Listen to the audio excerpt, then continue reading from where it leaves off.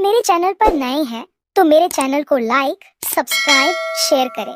नारायणपुर नाम का एक छोटा सा गांव था जहां चिलचिलाती धूप और गर्म लू के थपेड़े हर दिन और भी तेज होते जा रहे थे। इस गांव के लोग मेहनत से खेती बाड़ी कर अपना गुजारा करते थे, लेकिन इस साल गर्मी ने तो जैसे सबकी परीक्षा लेनी ठान ली थी। दूर दूर तक पानी का नामो निशान नहीं था। तालाब सूख चुके थे और कुएं भी प्यासे लग रहे थे। लोग सिर्फ जरूरत पड़ने पर ही घर से बाहर निकलते थे। गांव के बीचों बीच एक पुरानी चाय की दुकान थी जो कभी दिन भर चहल पहल से भरी रहती थी। बूढ़े बुजुर्ग और कामगार सुबह शाम वहां जुटते, हंसीजा करते और दुनिया जहान की बातें करते। मगर अब हालात ऐसे थे कि दुकान के आगे रखी बेंचें भी सुनी पड़ी थी। चाय की दुकान के मालिक रामलाल, जिन्हें सब काका कहकर बुलाते थे, हाथ में पंखा लिए बैठे थे। उनका चेहरा पसीने से तर था और आंखों में चिंता की लकीरें साफ दिख रही थी। उन्होंने अपनी जिंदगी में कई गर्मियां देखी थी, मगर ऐसी भीषण लू और पानी की ऐसी किल्लत उन्होंने बहुत कम ही महसूस की थी। ऐसा लग रहा था जैसे यह गर्मी गांव की रूह तक को झुलसा देने पर आमादा हो। उसी गांव में रामू नाम का एक मजदूर अपनी पत्नी कुसुम और एक 10 साल की बेटी गुड़िया के साथ रहता था। रामू बहुत ही ईमानदार और सीधा आदमी था। आप तो जानते ही हो कि गर्मी शुरू हो गई है। पिछली बार गर्मी के दिन कितनी मुश्किल से कटे थे। घर की छत और दीवारें जगह जगह से गर्मी से फटी हुई हैं। अगर तुमने इस बार भी कोई इंतजाम नहीं किया तो हमारा हाल पहले जैसा हो जाएगा। बाहर की सारी गर्मी घर में आएगी। तुम सही कहती हो कुसुम, पिछली बार की गर्मी ने बहुत परेशान किया था। इस बार कैसे भी करके छत और दीवारों की मरम्मत जरूर करवानी होगी। कुसुम, मैं सेठ जी के पास जा रहा हूँ, वह जरूर मेरी मदद करेंगे। अगर सेठ जी ने पैसे दे दिए तो मैं कल ही छत और दीवारों की मरम्मत करवा दूंगा। इतना कहकर रामू अपने सेठ जी के पास चला जाता है और सेठ जी से कहता है, सेठ जी आप तो जानते ही हो इस समय घर में एक भी पैसा नहीं है और गर्मी शुरू हो गई है। घर की छत और दीवारें जगह जगह से फट रही है। अगर मैंने छत और दीवारों की मरम्मत नहीं करवाई तो बाहर की सारी गर्मी घर में आएगी। पिछली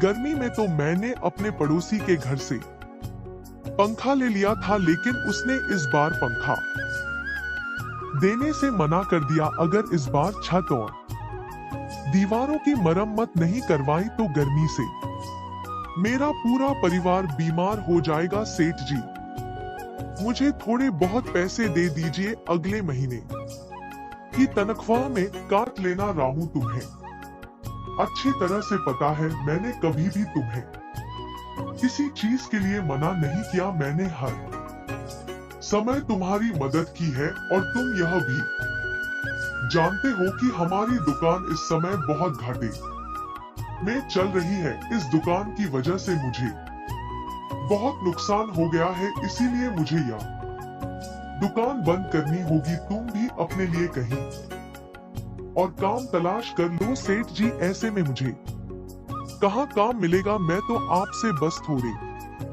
पैसे उधार लेने आया था, लेकिन आपने तो मुझसे मेरा रोजगार ही छीन लिया। रामू, मैं तुम्हारी परेशानी समझ सकता हूँ, लेकिन मैं भी मजबूर हूँ। जब धंधा ही चौपट हो गया तो मैं तुम्हें पैसे कहाँ से दूं? रामू, मुझे भी तुम्हारी तरह अपने परिवार की चिंता है।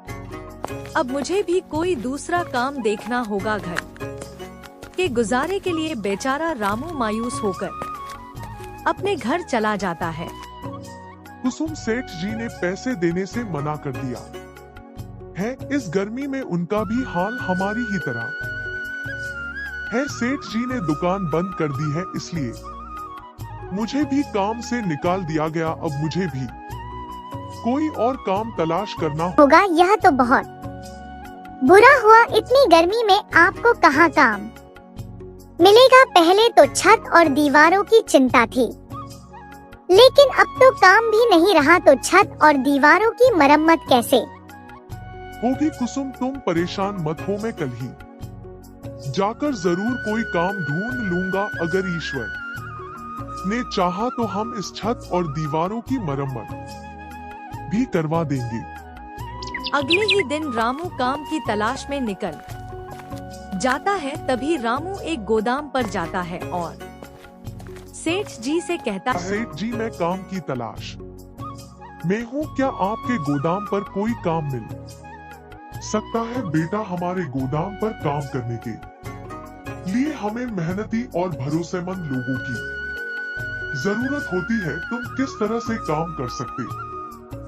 आपको मेरा काम बहुत पसंद आएगा। मैं बहुत मेहनत से काम करता हूँ। मेहनत से तो हर इंसान काम करता है। यहाँ गर्मी के मौसम में गाड़ी से राशन के बोरे उतार कर गोदाम में रखने पड़ते हैं और फिर उन बोरों को उठाकर ग्राहकों को देने होते हैं। यह काम बहुत मेहनत का है, खासकर इस गर्मी में। ठीक है सेठ जी, मैं काम करने के लिए तैयार हूँ। आप मुझे बता दीजिए कि कब से आना है। फिलहाल तो अभी हमारे पास कोई जगह नहीं खाली है। हाँ, अगर भविष्य में कोई जगह खाली होगी तो हम तुम्हें जरूर बताएंगे, लेकिन अभी के लिए मुझे माफ करो, मैं तुम्हें कोई काम नहीं दे सकता। यह सुनकर रामू उदास हो जाता है और फिर वहाँ से चला जाता है। उसके बाद रामू कहीं जगह जाता है, लेकिन उसे काम कहीं नहीं मिलता है। रामू को काम की तलाश में उसे सुबह से शाम हो जाती है, लेकिन रामू को कहीं भी काम नहीं मिलता। इसलिए वह सोचता है, आज पूरा दिन निकल गया, लेकिन मुझे कोई भी काम नहीं मिला। मैं कुसुम से कितने विश्वास से कहकर आया था कि आज जरूर छत और दीवारों की मरम्मत का इंतजाम कर दूंगा, लेकिन अब तो घर में कुछ राशन भी नहीं बचा है। नौकरी भी चली गई। यह ईश्वर मेरी मदद कर। बेचारी कुसुम मेरी वजह से कितना कष्ट सह रही है। रामू थक हार करे चाय वाले की दुकान पर बैठ जाता है। तभी रामू ने देखा कि दो आदमी आपस में बात कर रहे थे। आज अखबार में खबर आई है कि लगातार 3 महीने तक गर्मी और लू चलेगी। अगर 3 महीने लगातार लू चलेगी तो किसान और गरीब लोग कैसे जिएंगे। गर्मी की वजह से सारी फसलें सूख जाएंगी और गरीब लोगों का कारोबार बंद हो जाएगा। अरे भाई, जो अखबार में लिखा है मैं तो बस वही बता रहा हूँ। अरे अखबार वाले तो कुछ भी उल्टा सीधा छाप देते हैं, जिससे अखबार ज्यादा बिके। मैं तुम्हें लिख के देता हूँ, ऐसा कुछ नहीं होने वाला। अरे होगा वो जो ईश्वर चाहता है। पिछली बार अखबार में छपा था कि इस बार बिल्कुल भी गर्मी नहीं होगी, लेकिन हुआ उसका उल्टा। पिछली बार कितनी तेज गर्मी पड़ी थी। अरे मेरी दुकान लगभग 1 महीने तक बंद पड़ी रही, इसलिए अखबार में छपी बातों पर ध्यान मत दिया करो। मुझे लगता है तुम सही कह रहे हो। हमें अखबार की बातों पर विश्वास नहीं करना चाहिए, लेकिन हाँ, हमें होशियार रहना चाहिए ताकि अगर कुछ समस्या आए तो हम तैयार रहे। रामू को इन दोनों आदमियों की बातें अजीब लगती हैं, इसलिए वह वहाँ से चला आता है और वह अपनी पत्नी से कहता है, कुसुम, मैंने हर जगह काम तलाश किया, लेकिन कहीं भी मुझे काम नहीं मिला। अब तुम ही बताओ मैं क्या करूं? अब तो घर का राशन भी खत्म हो गया है और सुबह से गुड़िया की तबीयत भी बहुत खराब हो रही है। उसका सारा शरीर गर्म हो रहा है।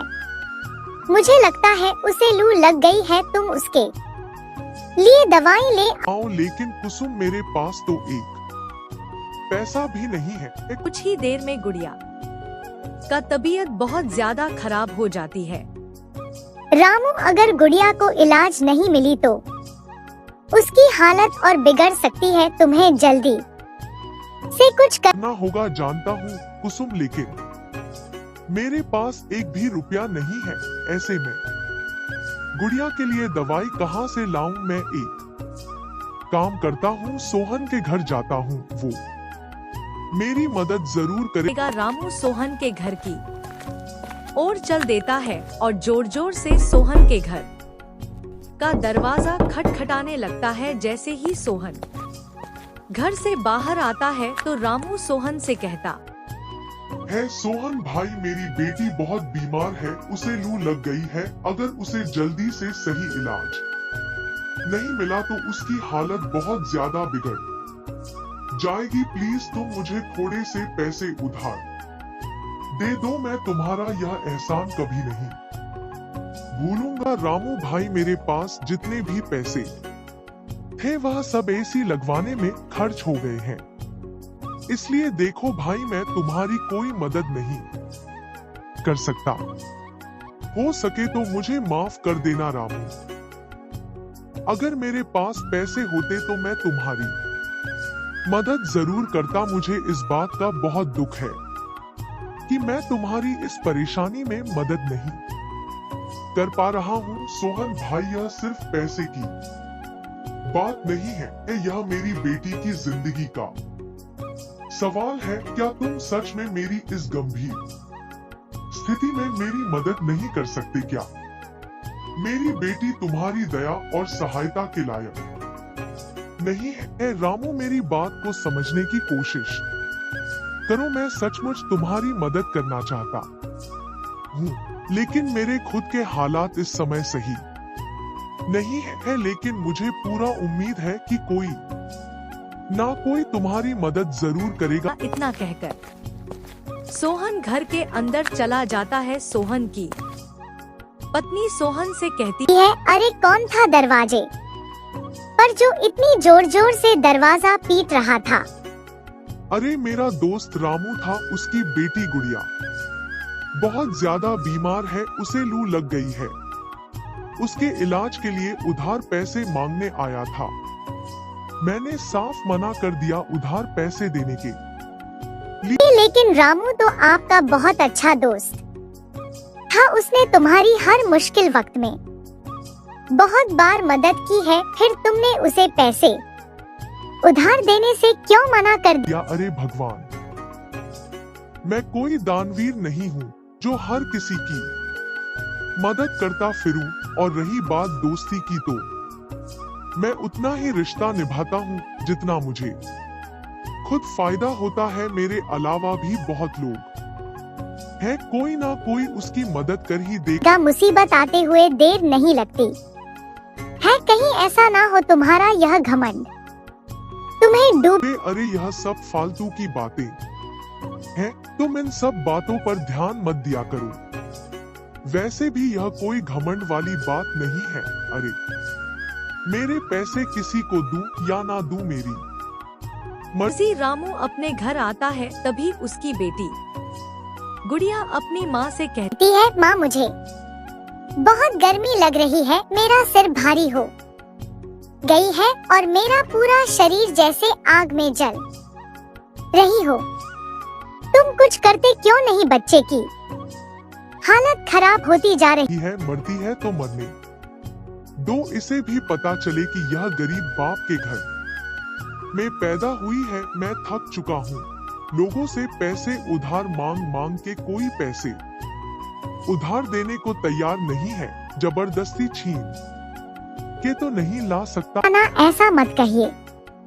आपको एक बार सरपंच जी के घर चले जाना चाहिए, वो हमारी मदद जरूर करेंगे। सरपंच जी से कहना मेरी बेटी बीमार है, उसे इलाज की सख्त जरूरत है। रामू सरपंच जी के घर पहुंच जाता है और सरपंच जी से सारी परेशानी बताता है। सरपंच जी, मेरा बेटी बहुत बीमार है, उसे लू लग गई है और इलाज की सख्त जरूरत है, लेकिन मेरे पास एक भी पैसा नहीं है जिससे मैं अपनी बेटी का इलाज करवा सकूं। मैंने अपने यार दोस्त रिश्तेदार सभी से पैसे मांगे, लेकिन किसी ने मेरी मदद नहीं की। अब एक आप ही हो जो मेरी मदद कर सकते हैं। रामू, तुम्हारी बात सुनकर मुझे बहुत दुख हुआ। बुरे वक्त में कोई किसी की मदद नहीं करता। यार दोस्त रिश्तेदार केवल उसी वक्त तक साथ रहते हैं जब तक इंसान के पास पैसे होते हैं। गरीबी में सब मुंह मोड़ लेते हैं। लेकिन रामू, मुझे यह कहते हुए और भी ज्यादा दुख हो रहा है कि मैं तुम्हारी मदद नहीं कर सकता। तुम तो जानते ही हो इस बार की योजना में अभी तक सरकार ने एक भी रुपया नहीं दिया है। गांव में जो भी छोटा मोटा काम हो रहा है वह सब मैं अपनी ही जेब से करवा रहा हूँ। मेरे ऊपर दुनिया भर का कर्ज है और गांव वालों ने एक नया धंधा बना लिया है। मुंह उठाए पैसे लेने चले आते हैं जैसे उनका बाप रख गया हो। बुरा मत मानना रामू, मैं तुम्हारे लिए नहीं कह रहा हूँ। यह गांव में और भी बहुत से ऐसे लोग हैं। वैसे मैं तुम्हें उनका नाम नहीं बता सकता। कोई बात नहीं सरपंच जी, जब अपनों ने ही मदद नहीं की तो फिर तुम कैसे कर सकते हो। अब तो ईश्वर की जो मर्जी है वही होगा। इतना कहकर रामू अपने घर की ओर निकल पड़ता है और सोचने लगता है, आज लोगों ने यह साबित कर दिया कि कोई भी किसी का अपना नहीं होता। बुरे वक्त में तो कोई भी किसी का साथ नहीं देता। रामू यह सोच ही रहा था कि उसे बहुत तेज चक्कर आ जाता है और वह जमीन पर ही बेहोश हो जाता है। उधर से एक आदमी आ रहा होता है। उसने रामू को बेहोश देखा तो उसे अपने घर लेकर आ गया। मैं तो अपने घर जा रहा था, फिर यहाँ कैसे आया। मुझे जल्दी से अपने घर जाना होगा। तुम रास्ते में बेहोश पड़े थे, इसलिए मैं तुम्हें अपने घर ले आया। तुम्हारा अभी अपने घर जाना ठीक नहीं रहेगा। पहले तुम्हें आराम करने की जरूरत है, उसके बाद अपने घर चले जाना। आपने मेरी मदद क्यों की? आप तो मुझे जानते भी नहीं हो, फिर भी आपने मेरी मदद की। मुझे अपने घर ले आए और मेरा इतने अच्छे से ख्याल रखा। देखो भाई, जीवन में केवल खुद की मदद करना ही काफी नहीं होता है, बल्कि हम सब एक दूसरे की मदद के लिए हैं। जब कोई इंसान परेशान हो तो हमारा फर्ज बनता है कि उसकी मदद करें। हो सकता है कि तुमने अब तक लोगों के बुरे पहलू ही देखे हो, लेकिन मैं मानता हूँ कि अच्छाई भी इसी दुनिया का हिस्सा है। सच में क्या आपको नहीं लगता कि लोग सिर्फ अपने फायदे के लिए ही जीते हैं, किसी और की परवाह नहीं करते, चाहे दूसरा जिए या मरे। हाँ, कुछ लोग ऐसे भी होते हैं, लेकिन हर कोई ऐसा नहीं होता। कुछ लोगों के अंदर अच्छाई भी होती है। वैसे तुम बेहोश कैसे हो गए थे? तुम्हें देखकर ऐसा लगता है जैसे तुम्हारी हालत कुछ अच्छी नहीं है। मेरी बेटी बहुत बीमार है और मेरे पास एक पैसा भी नहीं है जिससे मैं उसका इलाज करवा सकूं। मैंने सभी से अपनी बेटी के इलाज के लिए पैसे उधार मांगे, लेकिन किसी ने भी मेरी मदद नहीं की। मैं आखिरी उम्मीद लेकर सरपंच जी के पास गया था, लेकिन उन्होंने भी मुझे पैसे देने से इनकार कर दिया। मैं इसी सोच में डूबा हुआ था। अचानक मुझे चक्कर आ गए। उसके बाद मुझे कुछ भी याद नहीं। अब आंख खुली तो आप मेरे सामने हो। तुम तो बहुत बड़ी मुसीबत में हो। अब तक तो तुम्हारी बेटी की हालत बहुत खराब हो गई होगी। तुम एक काम करो, जल्दी से अपने घर जाओ और अपनी बेटी का इलाज करवाओ। वह भला आदमी रामू को बहुत सारे पैसे देता है। है इन पैसों से तुम अपनी बेटी का इलाज करवाना और बचे हुए पैसों से कोई कारोबार कर लेना। जब कभी तुम्हारे पास पैसे हो तो मुझे लौटा देना। पर भाई मैं तो तुम्हें जानता भी नहीं, लेकिन तुम मेरे लिए किसी भगवान से कम नहीं हो। मैंने देवी देवताओं का नाम सुना तो जरूर है, लेकिन कभी देखा नहीं था, और आज मैंने देख लिया। आपने एक अनजान आदमी की इतनी मदद की, इसका एहसान मैं जिंदगी भर नहीं भूल सकता हूँ। अरे भाई मैंने ऐसा भी क्या कर दिया, यह कोई बड़ा काम नहीं है। तुम जल्दी जाओ और अपनी बेटी को कोई अच्छे डॉक्टर को दिखाओ। रामू जल्दी से अपने घर जाता है और अपनी बेटी का इलाज करवाता है। कुछ ही दिनों में रामू का बेटी बिल्कुल ठीक हो जाता है। एक दिन कुसुम रामू से कहती है, आपने मुझे बताया नहीं, आप पैसे कहाँ से लाए? थे कुसुम, यह पैसे मुझे एक आदमी ने दिए थे। मैं तो उसे जानता भी नहीं कि वह कौन था, लेकिन मेरे लिए किसी भगवान से कम नहीं था। मैंने उससे उसका नाम पूछा, लेकिन उसने मुझे नाम बताने से इनकार कर दिया। मैं उसे जंगल में बेहोशी की हालत में मिला था। उसने मुझसे कहा था कि कुछ पैसों से अपने बच्चे का इलाज करवा लेना और बचे हुए पैसों से कोई कारोबार कर लेना। तुम सही कहते हो, वाह, आदमी हमारे लिए किसी भगवान से कम नहीं है। कुसुम, अभी मेरे पास बहुत सारे पैसे बचे हुए हैं। मैं सोच रहा हूँ कि इन पैसों से कोई काम शुरू कर लेता हूँ, लेकिन मेरे समझ में नहीं आ रहा कि मैं क्या काम शुरू करूँ। मैं तो कहती हूँ एक दुकान खोल लेते हैं, जिसमें हम ठंडे ठंडे गन्ने का जूस बेचा करेंगे। तुम तो जानते ही हो मैं कितने स्वादिष्ट गन्ने का जूस बनाती हूँ। गर्मी के मौसम में लोगों को ठंडे पेय की बहुत जरूरत होती है। तुम सही कहती हो कुसुम, गर्मी में ठंडे पेय और जूस हर आदमी को पसंद है। मैं अभी बाजार से जाकर सामान ले आता हूँ। कल से हम ठंडे पेय और जूस बेचना शुरू कर देंगे। रामू बाजार जाकर गन्ना और जूस बनाने का सामान ले आता है और फिर वह अगले ही दिन बेचना शुरू कर देता है। रामू का शरबत बहुत प्रसिद्ध हो जाता है और लोग दूर दूर से उसका शरबत पीने आने लगते हैं। यह बात गांव के सरपंच के कानों तक पहुंच जाती है। सरपंच रामू की दुकान पर आते हैं और कहते, ए वाह रामू, बहुत बड़ी दुकान खोल ली अभी तो। तू कुछ दिनों पहले लोगों से पैसे उधार मांगता फिर रहा था। एकदम इतने सारे पैसे कहां से आ गए तेरे पास जो इतनी बड़ी दुकान खोल ली? सरपंच जी, सब ईश्वर की देन है। उसके घर में देर है अंधेर नहीं, वह हर किसी का ख्याल रखता है। बात तो बहुत ही ध्यान देने लायक कर रहा है। तेरे शरबत का नाम बहुत सुना है, जरा एक गिलास शरबत मुझे भी दो। पिला। सरपंच जी जैसे ही कुसुम के हाथ का शरबत पीते हैं, वह तो कुसुम की तारीफ करने लग जाते हैं।